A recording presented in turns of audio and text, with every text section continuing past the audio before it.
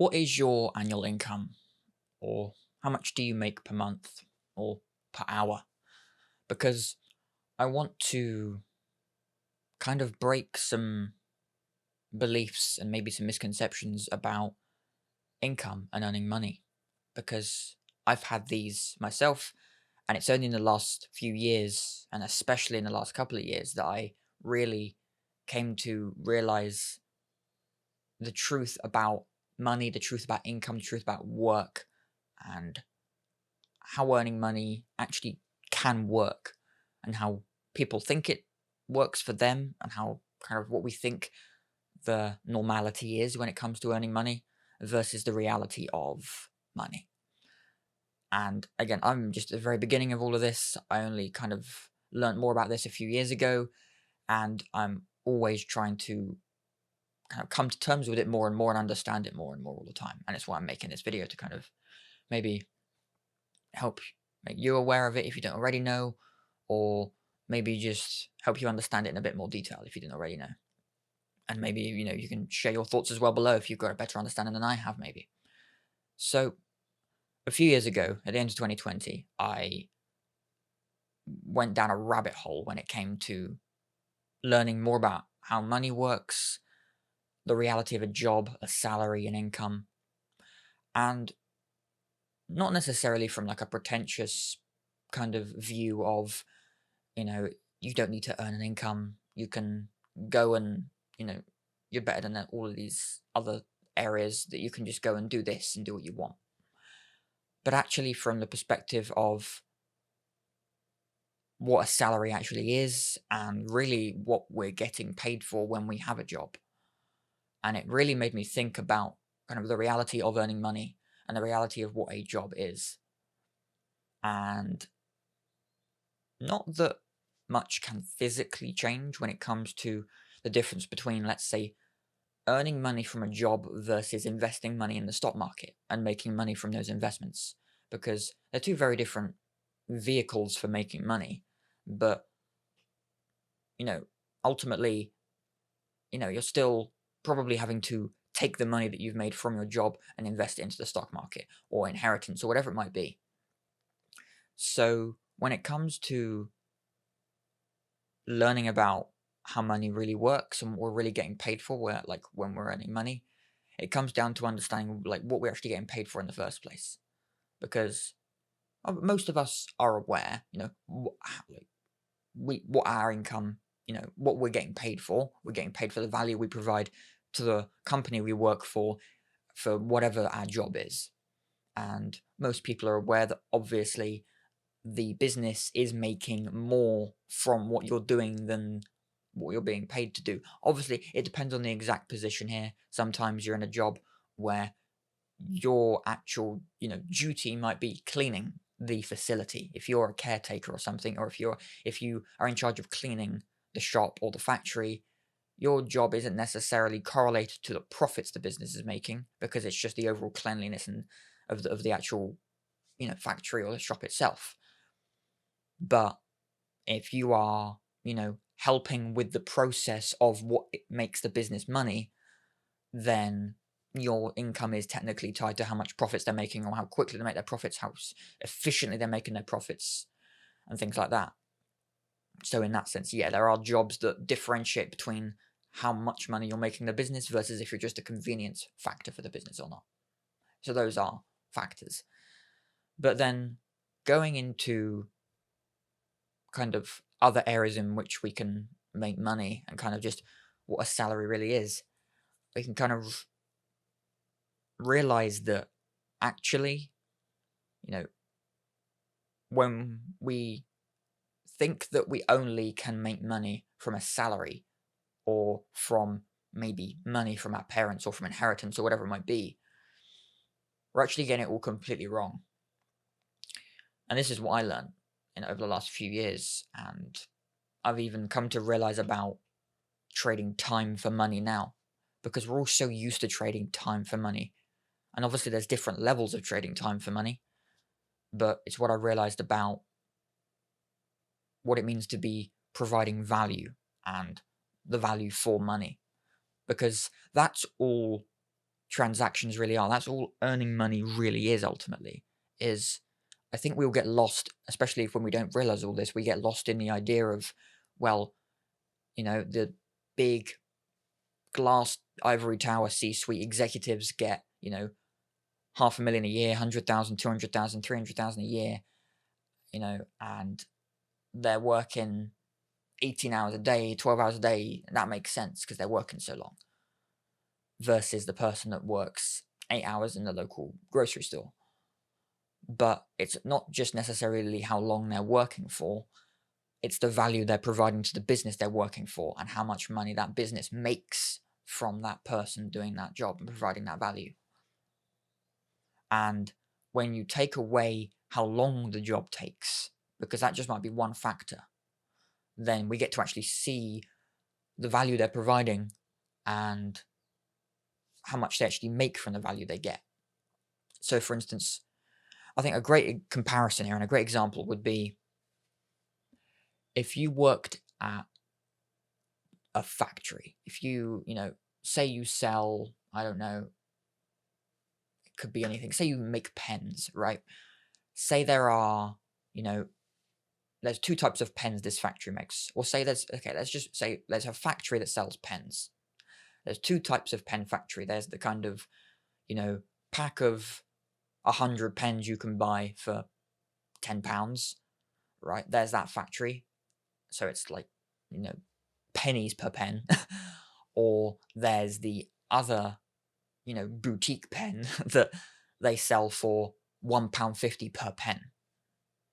And both factories maybe have the same kind of quality of work, the same conditions and quality of factory maybe, and quality of work conditions. But one job pays, let's say the cheaper pen factory make, it's minimum wage. So let's say minimum wage is hypothetically $10 an hour or £10 an hour. Whereas the other factory pays $12.50 or 12, so let's say $12.50 an hour, $12.50 or £12.50 per hour. And they're both, let's say they're both doing the exact same job, exact same hours, right? But because one of the products is worth so much more, the value in that product is more. So therefore, people are spending more on that product. So therefore, the workers of that factory make more. They're making £2.50 per hour more or $2.50 per hour more there than the other factory. Excuse me. So in this case, the value provided obviously doesn't, the physical quality of the work maybe doesn't necessarily change. The conditions of the factories, the conditions of the hours, the actual factors of the work don't change other than the quality of the product, other than the value of the product. And I think to most people that does make sense. Obviously, if you're selling something if you're working in, let's say you work in the UK, for instance, let's say you work at Primark versus Gucci. So the difference in value there is a lot different. You've got like $10 shirts or £10 shirts, obviously in the UK, like shirts for $9.99 versus in Gucci shirts for $399, $4.99. So the value there is vastly different. And obviously the business has margins to cover all the different things, but that's another area. So we can actually look at the earnings potential, the amount of the income potential for the workers there is directly comparable to the value provided, to the amount of, to the value of the product or the service in this case. So when you look back at that C-suite executive in that big glass office building, it's not necessarily the amount of hours he's putting in, because it just could be a time-consuming job.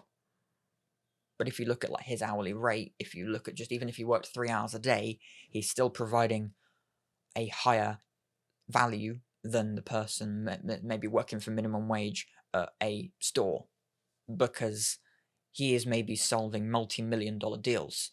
If someone is making $1 million a year and working in a big glass office building in their big office, and they're on the phone 6 hours a day, they're answering emails 5 hours a day, and then they're doing admin an hour a day, they're making $500,000. They say they're making $1 million a year. They might be solving 10 million pounds or dollars worth of problems in the year. They are probably worth at least 5 to 10 million every year because they are worth a million to the business, and therefore they're probably solving 1 to 10 million or making the business 1 to 10 million per year, or maybe more, maybe less. But either way, it's normally like a multiplier of more than the actual salary. So we can actually break down the difference between how much time someone's working versus how much money they're making, and actually tie what they're doing to the value they're providing directly, and not necessarily how long they're working. Obviously, time can play out. Time can have an effect, but typically, if we're looking at all the variables of the actual income, if we extrapolate out time, but we don't change the value of the product that they're making or the solution they're solving, then it's the time doesn't affect the actual income.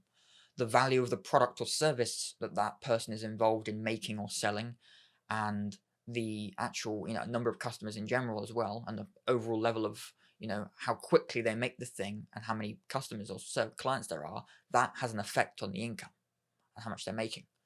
Because if you work at the cheap pen factory versus the boutique pen factory, if you work 5 hours, or say if you work 50 hours there versus 50 hours at the other one, you're going to make more from the 50 hours there because the value of the product and the value of the making the product is worth more. So the value of the product allows you to earn more from each sale, basically. So yes, you can earn more for more time there than you would have worked there, but it's not because of the time you're spending, it's because of the value of the product.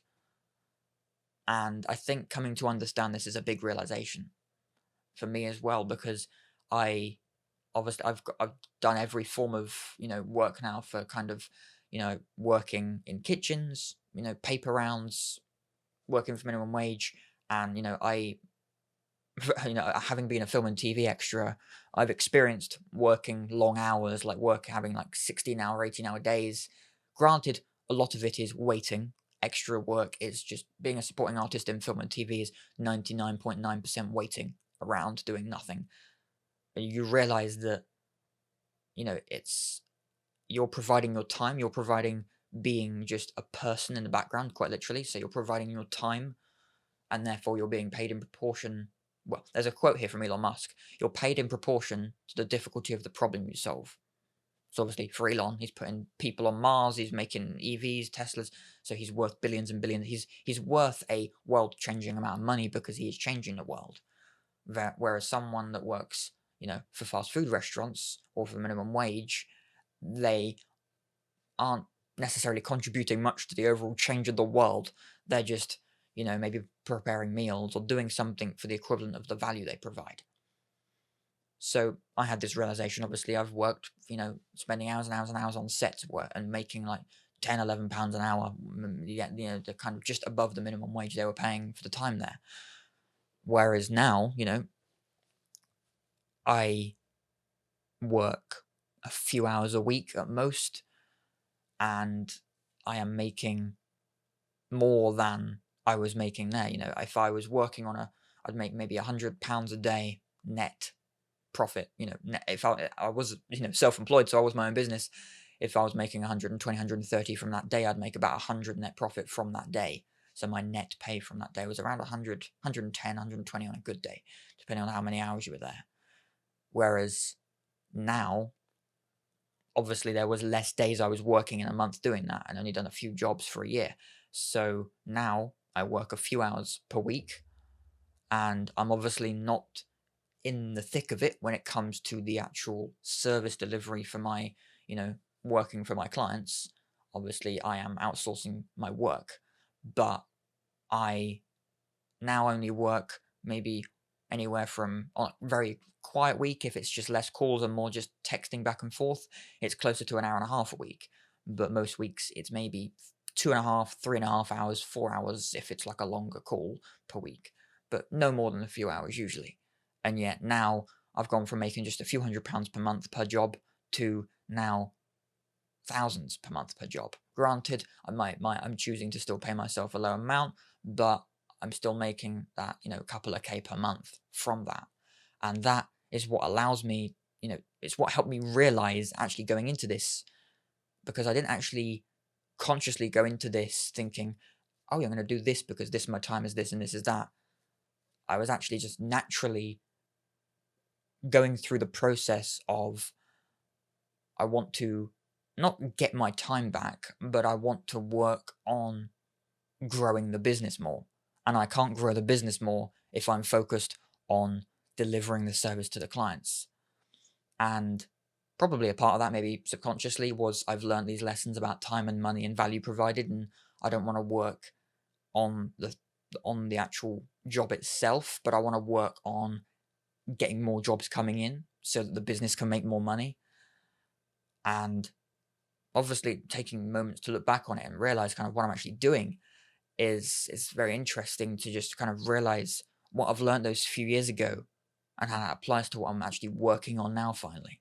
Because it was only back at the beginning of 2022 and throughout 2022, I was working as a film extra for, literally minimum wage, doing 10-hour days minimum, making, £100 per day minimum, making, 80 some days, but it depended. So having that shift in my income and actually working like 10% of that time, it helps you realize really where the value is in what you're providing and how you can learn to provide more value. Now, instead of this just being like a 15-16 minute video of my own situation, I do want to break down how, you can kind of do the same really. And it doesn't necessarily mean that, you need to understand more about like business, finance, investing, all this stuff. But this is really just to kind of break down why you need to, I think everyone should come to understand value provided rather than kind of hours worked, and how you should be increasing the value that you can provide as a person, as an individual, so that you can increase your earnings potential. And this is all a lot of like lingo from Alex Hormozy, the founder of acquisition.com, with his wife, Layla Hormozy. And he talks a lot about how you should invest in the S&P 500, not the S&P 500. And I believe that completely. Because, and he had even had an example of this. I think he was helping someone or coaching or consulting someone that, I can't remember the exact example, but I'll think of a similar example.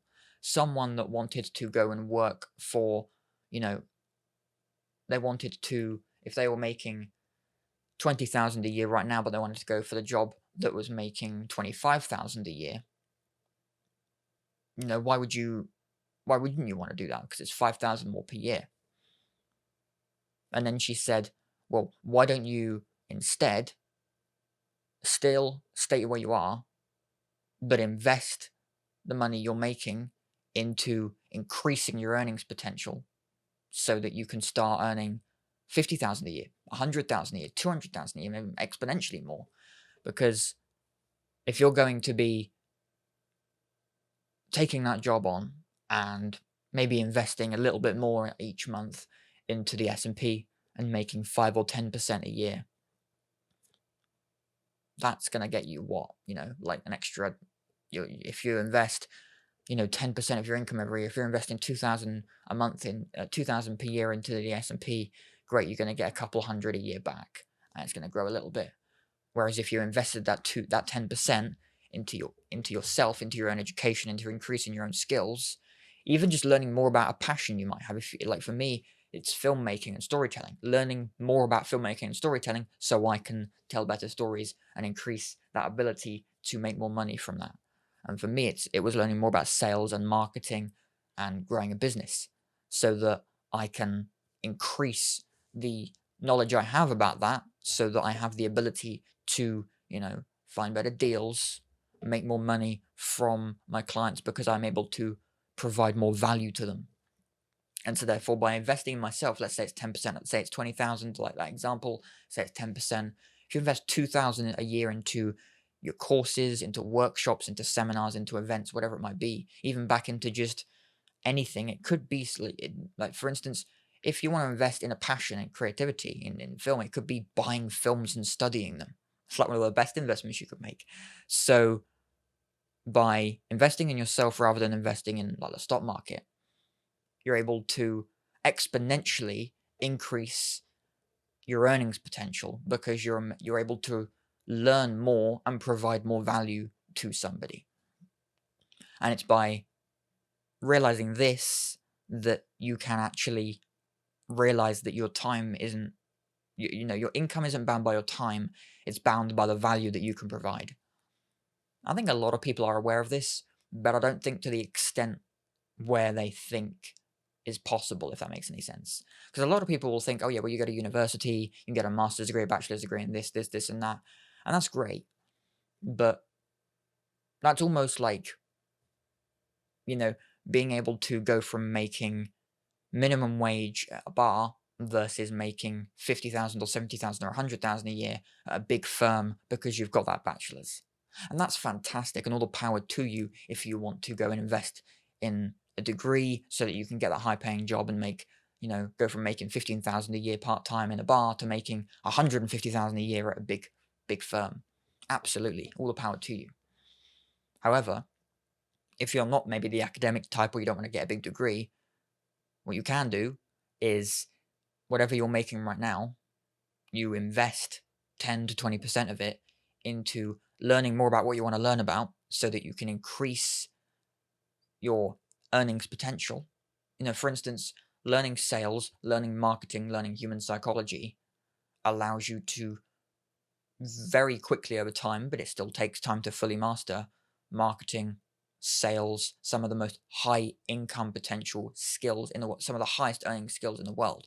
There are salespeople that make millions and millions in commission every year. So in the space of 3 to 6 months, you could go from making full-time or part-time minimum wage in your current job. If you invested even just for free on YouTube, there's a bunch of different stuff. So this isn't just about investing your money, it's about investing your time as well. And we'll get onto that even more in just a second.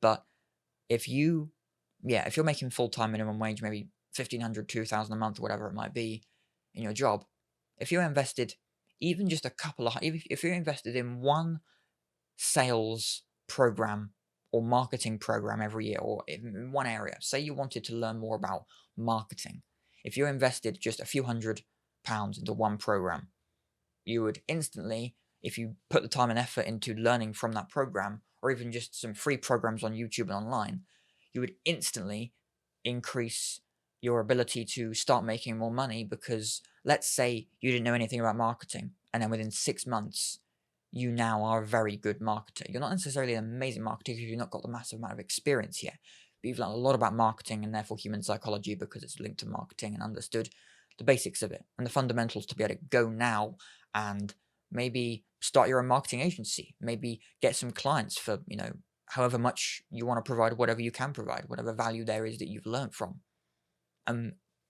6 months ago, you were making, 1,500, 2,000 a month. Now maybe you can get 5 to 10 clients and charge 1,500 to 2,000 a month per client.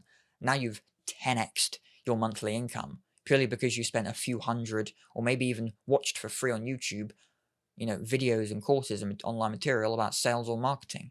Now you've learnt those skills, you can provide that value that you've learned and help them make more money, therefore you make more money.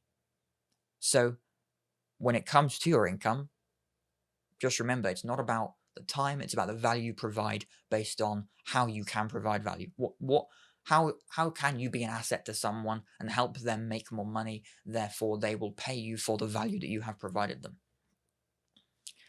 Now, going into the time thing, because what I said about time there, you don't always have to invest your money to increase your skill set. And I am the prime example of this, because I have never invested in an online course.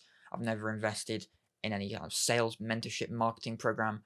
Everything I've learned is because I've put my time into finding it out online for free.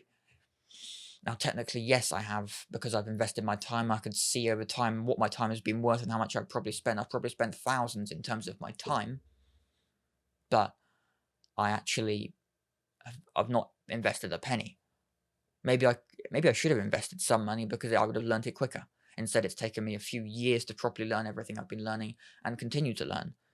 And in fact, in the future, I will happily be spending thousands, if not tens, if not hundreds of thousands, because I'll be want to spend a percentage of my income on increasing my knowledge.